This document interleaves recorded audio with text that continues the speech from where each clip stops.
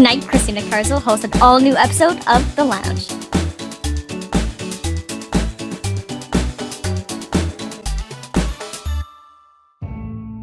The following program may contain mature material some viewers may not find suitable. Viewer discretion is advised. It's The Lounge with Christina Carswell. Tonight, Christina welcomes Alex, also known as Axel, from the channel Swathed, Sarah from the channel Lyra Kylaren, and Sean, a professional QA video game tester. And now, here's your host, Christina Carswell. Welcome to The Lounge on TOONDISE. From the YouTube channel Swathed, I'm Axel. Hi, Sean. So, we're doing part 2 of questions, because that went over so well. Yes.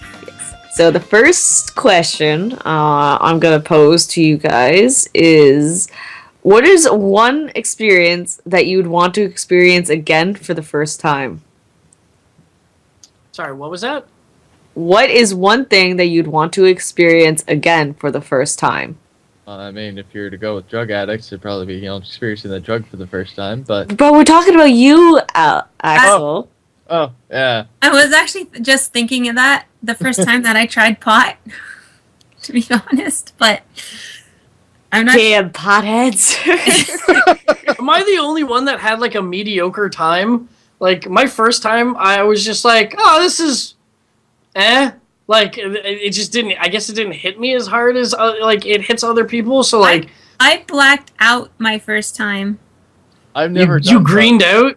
Blacked I just out. used as an example. You can't black out from pot. You greened we were out. in the living room and we were talking about something, and something just set me off into a laughing fit, and You couldn't breathe anymore. yeah, I couldn't breathe anymore and blacked out for apparently half an hour. And for that entire half hour, I was just on the floor laughing my ass off. Well, and then, the rest of the night was just like a roller coaster of like, ooh, I'm teleporting. Ooh, I'm teleporting. Ooh, I'm teleporting. I guess that would make someone giggle, yeah. if I had like the same like memory as I do now, I have no clue what I'd want to re-experience. I don't think I've ever done something that was, blow my mind worthy. First time love? I guess. Yeah. But if I had the same experiences, like if it's just me just re-experiencing something for the first time, I don't know, because it might change that memory, and I don't think I'd want to do that. Well, that's fair, yeah. Well, maybe it might not be. Oh my god, it might not necessarily be a thing of like going back to that moment and reliving that moment per se. It might be like sort of like Re-experiencing that same level of intoxication. Yeah. That Or like- experience. Yeah. or like, let's say it's like a perfect recording of that moment in your mind that you could just play back whenever you wanted, and it would be at that same intensity, that same emotional validation or whatever that you went The first time I played Morrowind. There you go. Yeah. That for me was just like that. It will stand as one of the greatest moments of me playing any game. Was just like being dropped in this world, and they're like, "All right, I made my dude. All right, cool." And they're like, "Plop, have fun." And I was like, "What do I do?" Like they're like, "Oh, go talk to this guy over there." I was like, "Where?" And then I ended up walking in the direction. And ended up, like, completely not where I was supposed to be. But then that gave me that sense of wonder of, like, what's over there? What's this thing? Why is this thing attacking me? Like, just like that. Just going down the rabbit hole. Yeah, and it's just, like, for me, I guess it's, like, a lot of... I would love to experience the first time I jumped into certain open-world games. Grand Theft Auto San Andreas was another one. Because, like, yeah, GTA 3 was great, and Vice City had an amazing story, and I love Vice City for its story, but to me, it was, San Andreas was like, all right, cool, so you're CJ, you're part of this gang, you're in LA, and LA is a big enough city, well, correction, you're in San Andreas is the state. You're in Los Santos, but like it's basically LA.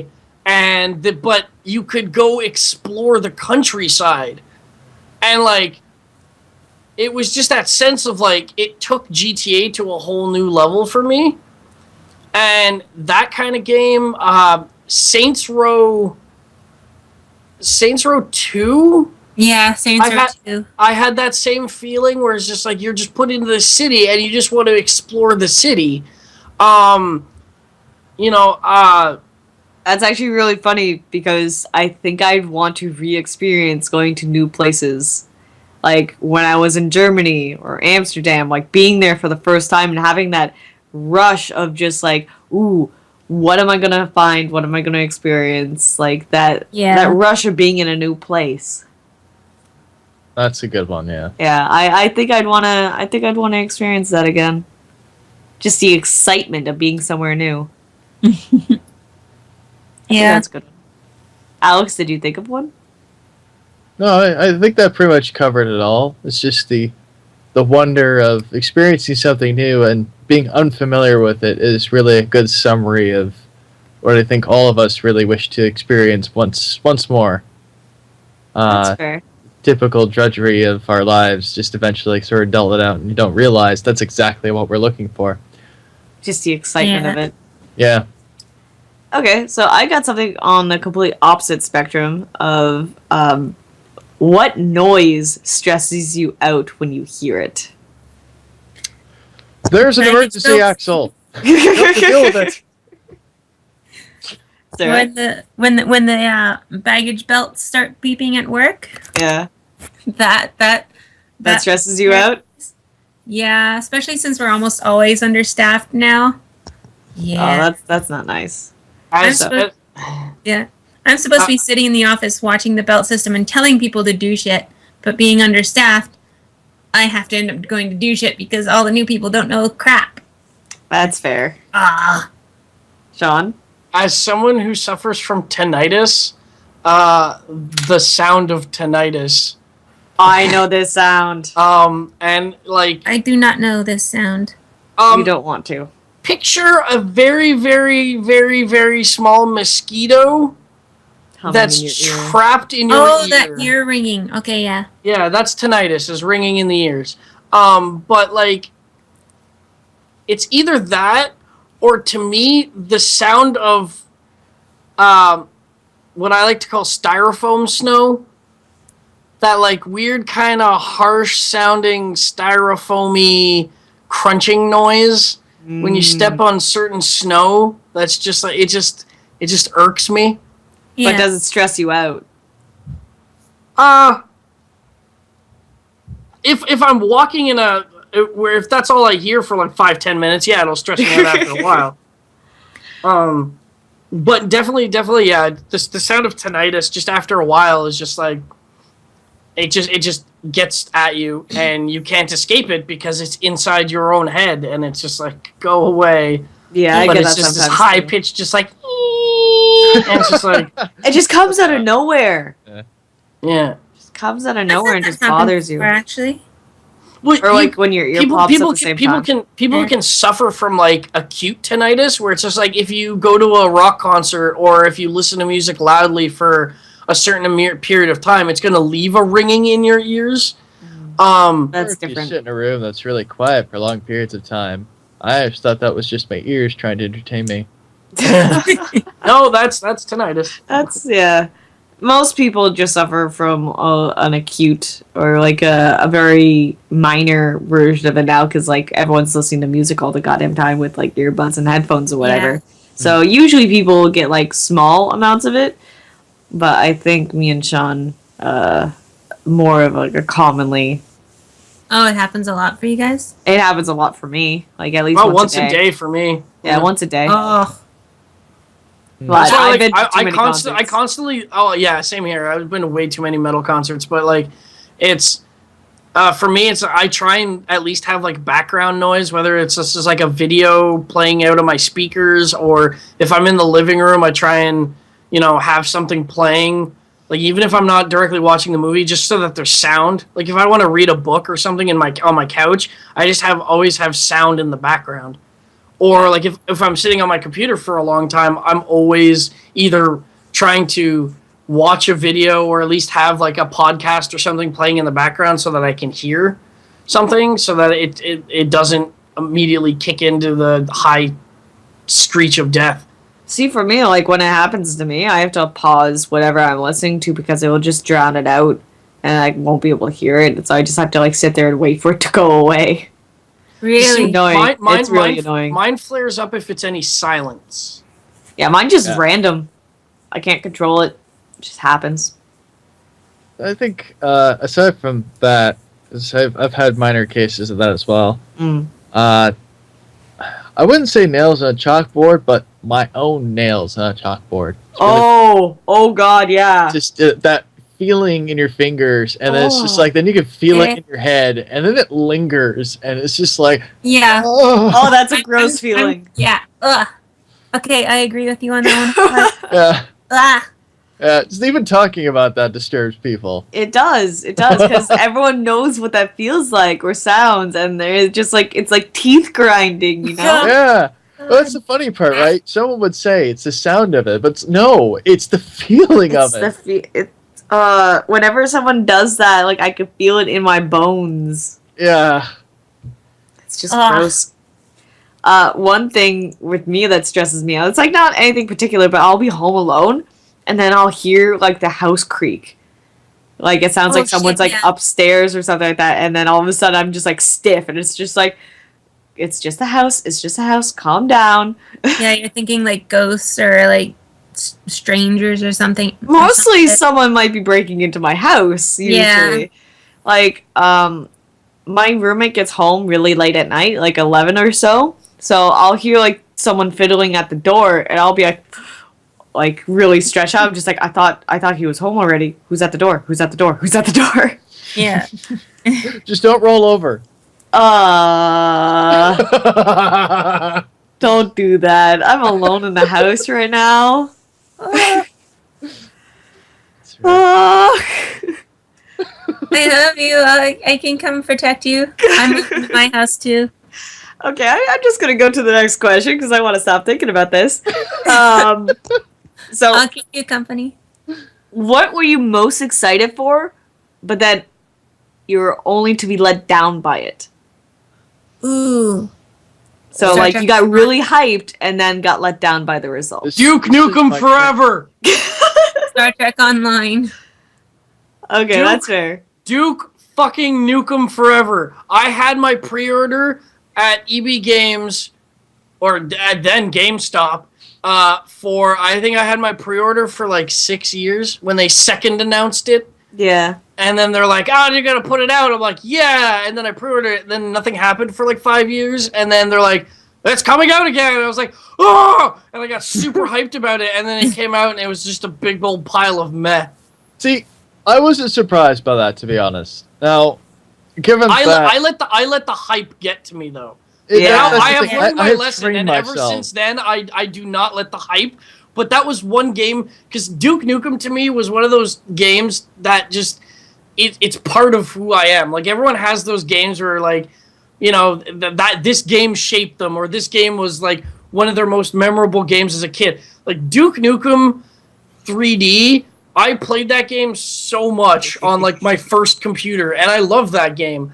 And so, like, when they announced, they're like, oh, Duke Nukem Forever, and I was like, this is going to be great. It's going to be 3D. It's going to be amazing. It's going to be, like you saw the cities everywhere. You saw the potential of it. Yeah, and at the time when it was announced, I was like, well, when it was first announced, I was like 10, and I was just like, you know, like I didn't really like the tits in Duke Nukem 3D was like whatever. I never really cared about it as a 10-year-old kid. Mm-hmm. But when it got re-announced when I was like 14, the hormones. Jeez! I was like, yo, there's gonna be tits, there's gonna be guns, there's gonna be guts and gore and explosions. It's gonna be fucking great. And then it was just a big old pile of meh. It wasn't a terrible game, but it was just kind of meh. It was a big old pile of meh. But I gave myself. I was like, you know, I generally don't go super hyped for games, and I was just super amped about it for like the longest time. Yeah. And I had the pre-order in my wallet, like tucked in the corner of my wallet, so I would never ever lose it. And I had that piece of paper in my wallet so long that the thermal paper faded. Oh, Really? Wow. Yeah. So luckily, the EB Games Had it on account? had it on my account, but That's it was good. just like, you know, I wanted to get it. See this blank piece of paper? It says I pre-ordered this game. I just see a blank sheet of paper and I'm like, yeah, that looks like one. Game that got me super hyped, Mass Effect 3. Oh my god, I was like in tears, like playing that game, and I got so excited. I was like, oh my god, the ending's gonna be so good. It's gonna be everything I expect, and no. Just a letdown.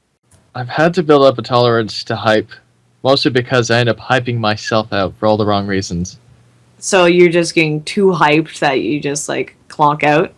Yeah, but not necessarily clock out. It's more like, give you an example. A while back, I was a guinea pig for some test this doctor wanted to run Okay. on, I think, kids with ADD. And the way that was presented to me was that there'd be a laptop involved. Okay. Okay. Now, me being like 10 at the time, kind of ran off this thinking, oh my gosh, he might let me keep the laptop. And of course, from there, well, I got myself stupidly excited about this prospect that I might actually be rewarded with a laptop. Right? Wow. That's a big expectation. That is. And of course, you can imagine the massive amount of disappointment afterwards. Yeah. With enough experiences like that, it's just like, okay, obviously, I can't let myself get that excited.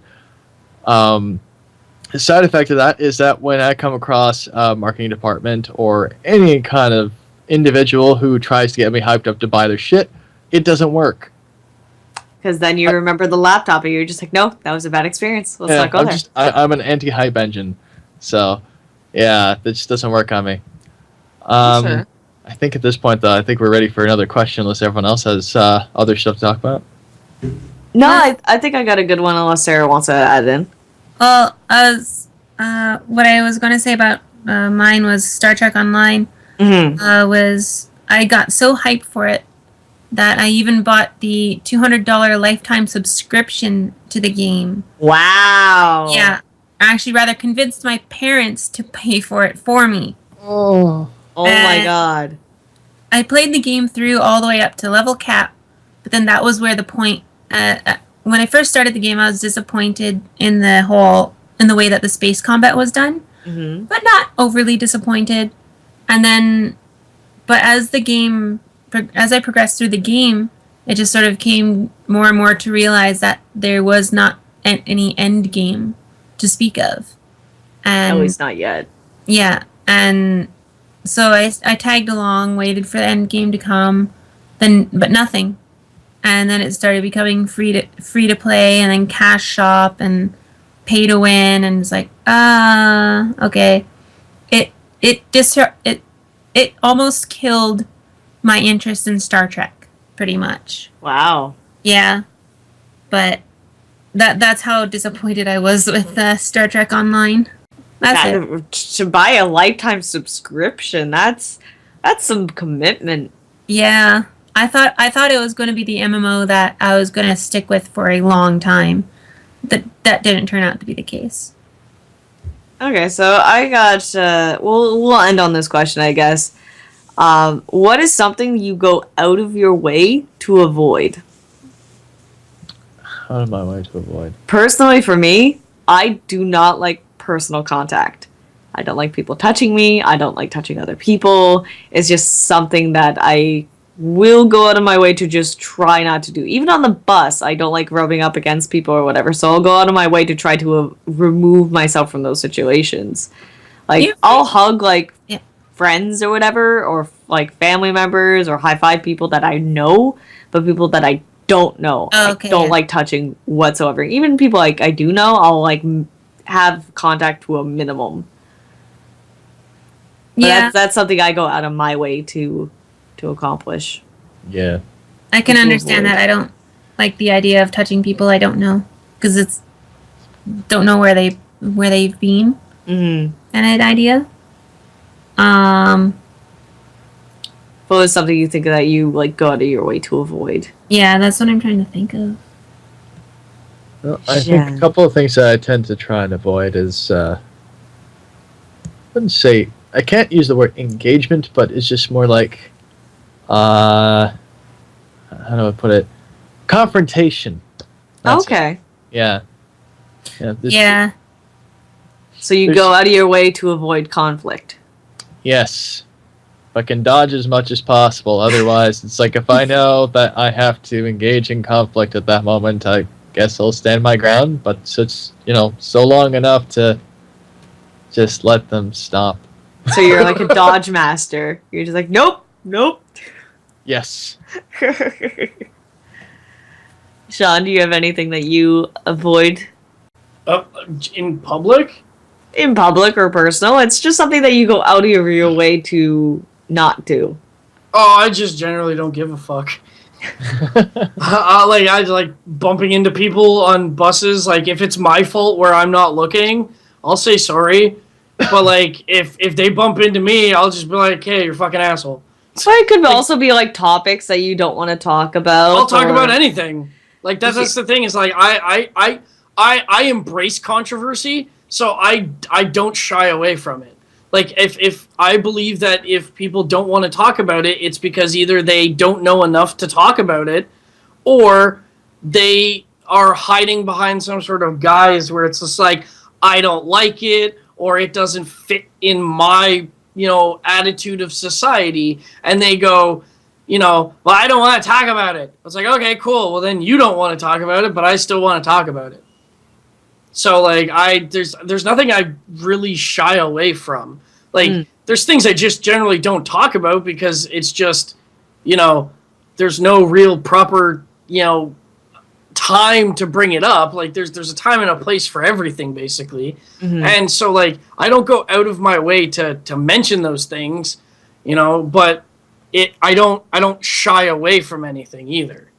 Well, it could also be like you could avoid using specific words to offend someone, or you're not going to Seriously? do that. No, because like, yeah, I'm not gonna outright call someone the N-word. Yeah. Like, I don't avoid saying that word because like I say it to friends, but I say it in the context of they know exactly what I mean.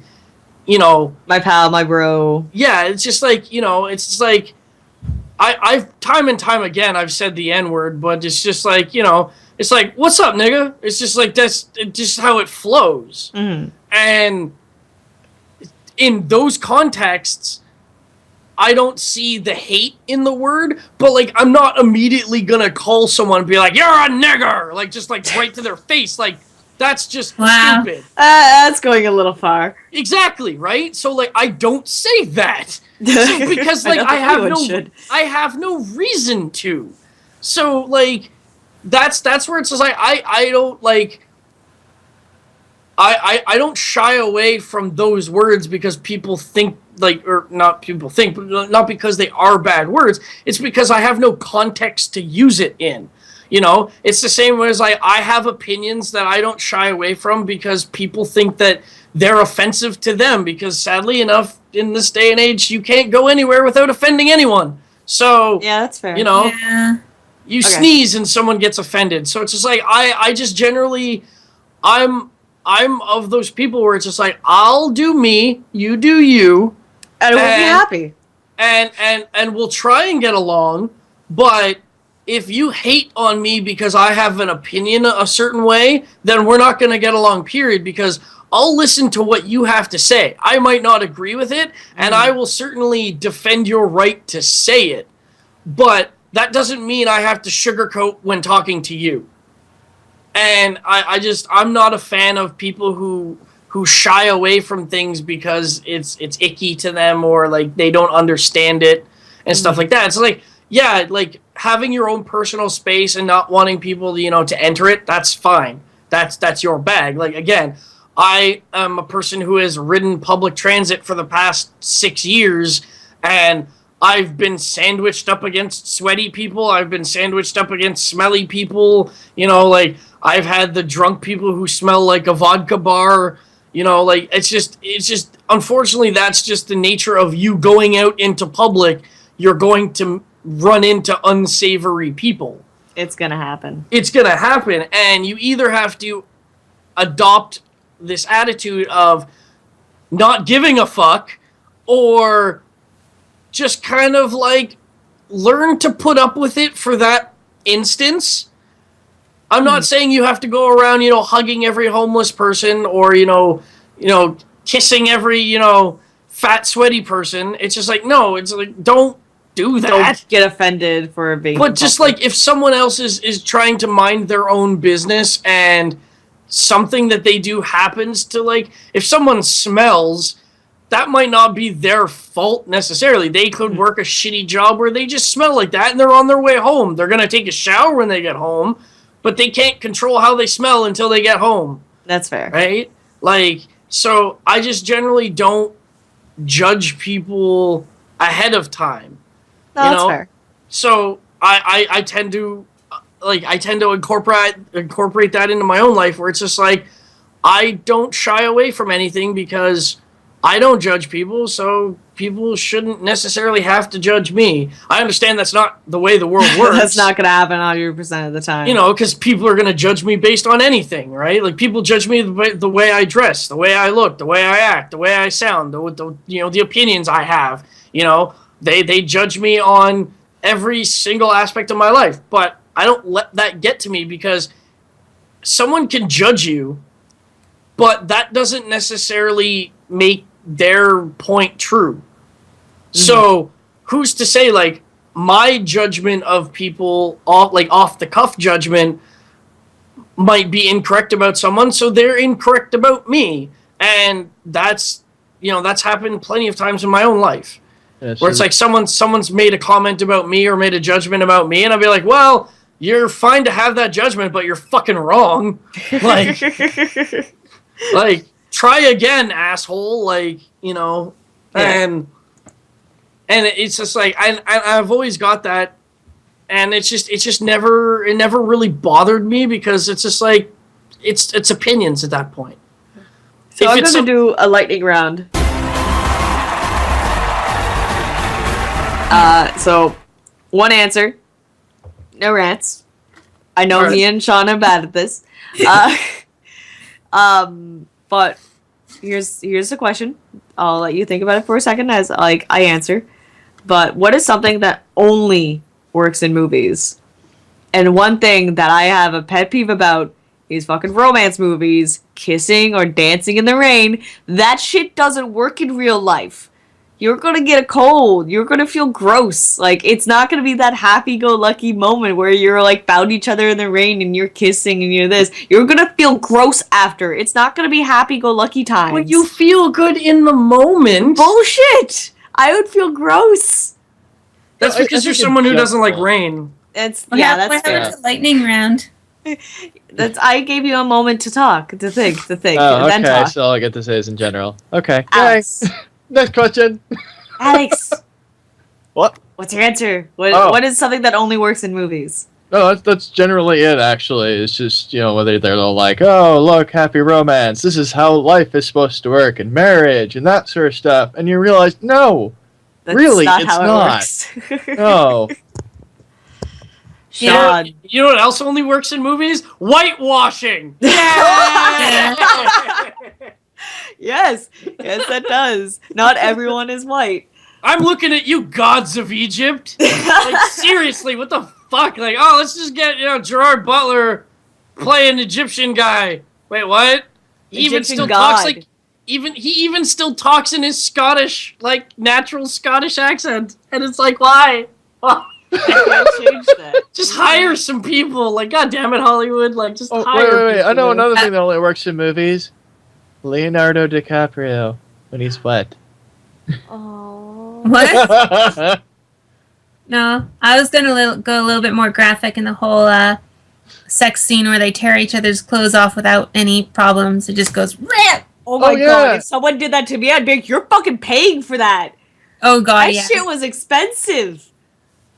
I don't know. What if you intentionally dressed up for the situation and wore clothing with like Velcro? Tearaway sticky pants and locations? shirt. Oh god. Yeah. Yeah, what is this, 1996 with your tearaway sweatpants and your Hey, wife get some beater? sexy times. That's romantic. Hey, I got Velcro on me so you can get undressed faster. I'm in Nike. Optimal breeding. Okay, All right, next question. so that's gonna be we're gonna cut it here. We're gonna do another question cast at another time, and maybe a little bit more exciting topics like the last one we just had. So that's all the time we have for today. So be sure to follow us on social media at TOONDISE on Facebook and the hashtag ToonLounge on Twitter. And if you're a fan of TOONDISE, make sure to support us on Patreon at patreon.com/ToonDice. And on behalf of Axel, Sean, Sarah, and myself, Christina Carswell, thank you for watching, and we'll see you next time right here on the lounge.